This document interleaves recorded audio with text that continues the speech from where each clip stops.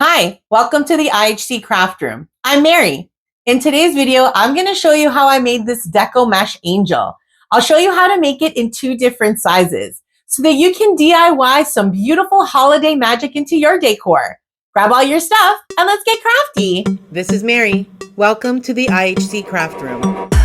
For materials, we'll begin with 10.5-inch Deco mesh in red and silver and 6-inch Deco mesh in black and white. Some wired ribbon, there's a 2-inch red and white chevron and 2.5-inch black and white buffalo check. Some pre-made mini red bows, 2 small silver ball ornaments, some mini silver ball ornaments, we'll see which ones we end up using, some felt snowflake accents, some magnets, a few pipe cleaners in silver, white, red, and black, and some zip ties. For tools, we're going to need our friend Gustavo, the glue gun, a pair of scissors, my pink glittery ruler, isn't she pretty? A clothespin, some Artstones or paperweights, and finger protectors.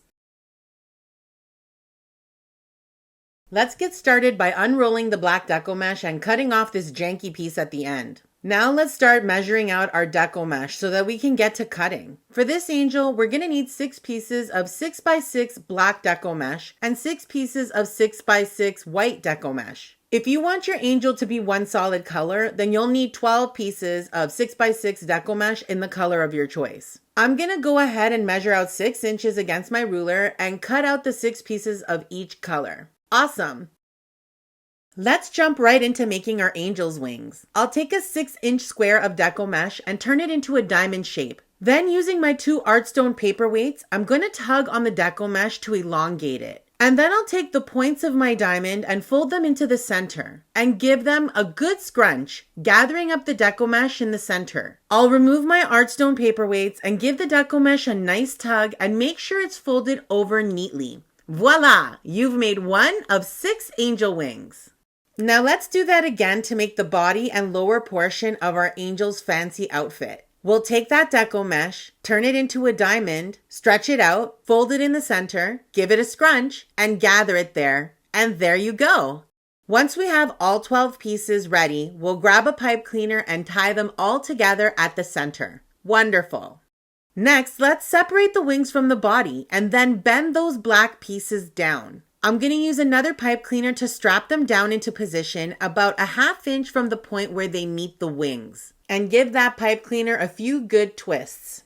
Perfect. Our angel's body has been formed. Now let's just straighten out those beautiful wings and make sure they're centered and even.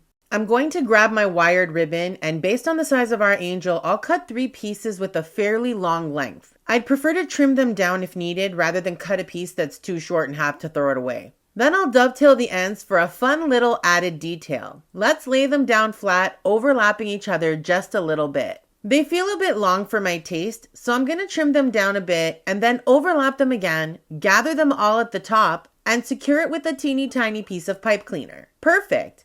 Now let's add a drop of hot glue right where the wings meet the body and glue down that little top knot. Lovely! And then I'll decide which size ornament to use for the head. Small was definitely the right size. The mini was just freakishly small. I'm going to quickly prep the bow by cutting off the twist ties that are attached to the back.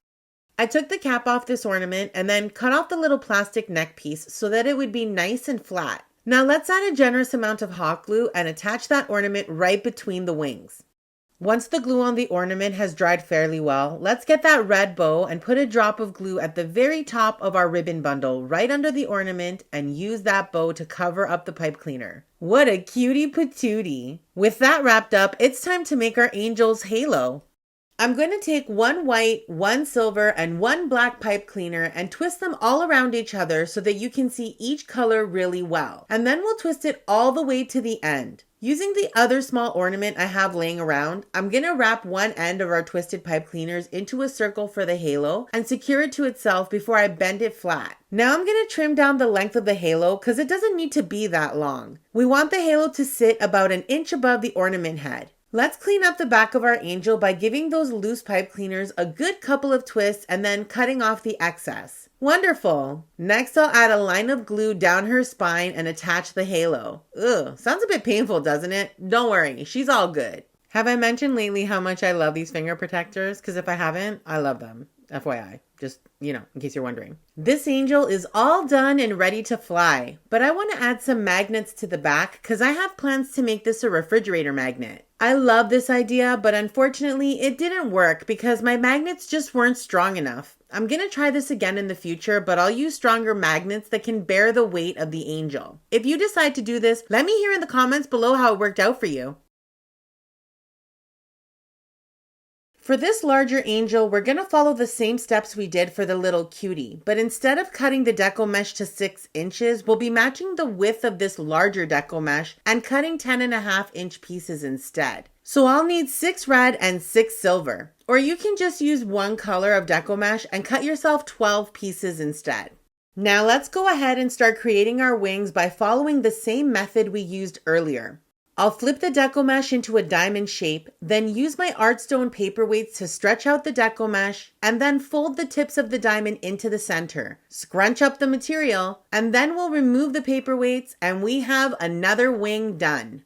Again, we'll do the same for the red pieces, and then bundle them all together. This time I'm using a zip tie to hold them together, but you can totally use pipe cleaners if that's your jam. Now let's pull these red pieces down and secure them in place with another zip tie about a 1/2 inch from the point where they meet the wings.